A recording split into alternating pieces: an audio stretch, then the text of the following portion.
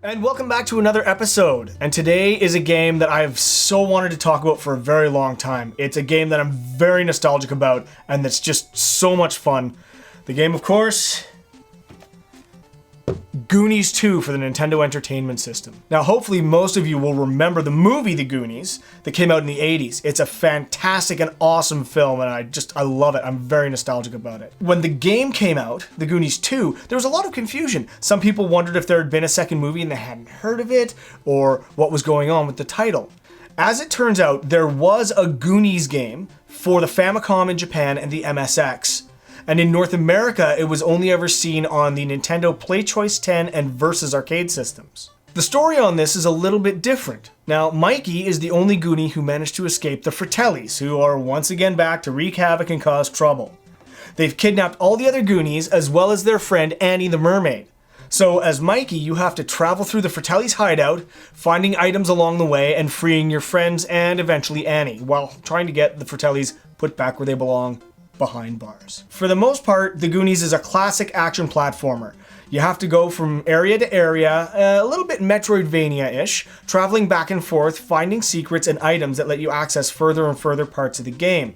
And in the process, you can use your yo-yo, your main weapon, to knock out enemies, or you can pick up other sub-weapons like the boomerang and the slingshot, and there's a whole lot of others. The other gameplay style is when you enter doors that you can see from the platforming sections, and you get to a first-person adventure-style game format. So you have go, hit, take, and tools along the side for the various actions you can perform.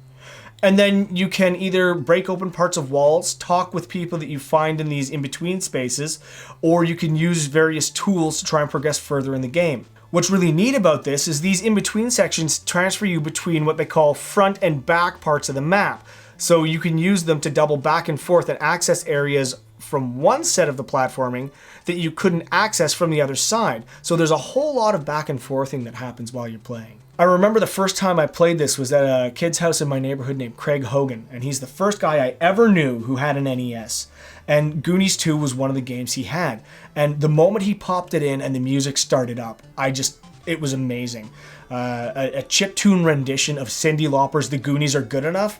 Man, that's just fantastic, and I love all of the music from this game. That's my favorite track, though. I remember sitting there for hours and hours trying to figure this game out because it was really confusing. For young kids at that time, it was a really bizarre format to try and wrap your head around. Now, surprisingly, I've only ever finished this game once, and there's a really fun story that goes with it. Back in the day, Johnny and I used to hang out all the time, but I phoned him one morning just to see, what he wanted to do for the day, and he was just hungover, like terribly hungover. So I hung up the phone, I picked up The Goonies, I picked up the official Nintendo Player's Guide, and I headed over to his house to see if I could help him survive this terrible state of being. When I got over there, we went down to his basement. We had huge cups of tea. We had multiple cups of tea that day. Both lit up some cigarettes because we smoked back then. And I basically did a straight run through the game with the help of the Nintendo Player's Guide. The maps for this game are just ridiculous. I mean, they are so convoluted.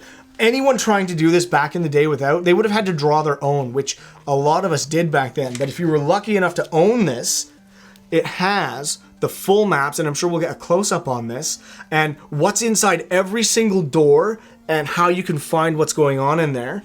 Like how you can find the items, you have to hit the wall, if you have to break something with a hammer, things like that. And then they also have the front stage, backstage reference. This right here, this is what actually helps you figure out the game, because without that, you go from one to the back to the front and you never know where the heck you're gonna end up. So it's really, really hard if you don't have this book or something like this. Another interesting thing about these in-between stages, between the front and back when you're in first-person mode, is that there were several people you could talk to and one very unique cameo.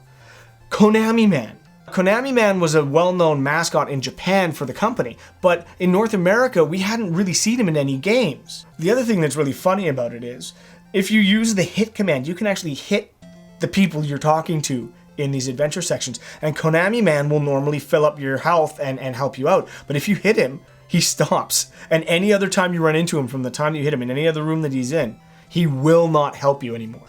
I remember the first time I tried to play through the game, every one of them I'd hit them just to see the funny thing they'd say, but it's seriously detrimental to the game. So it's good for a laugh, but if you're gonna actually try and beat the game, I really wouldn't recommend doing it. Now, overall, this is a really challenging game, but it has fantastic music. The gameplay and controls are actually quite good, and anyone who's a big fan of the Goonies just absolutely should track this down and play it.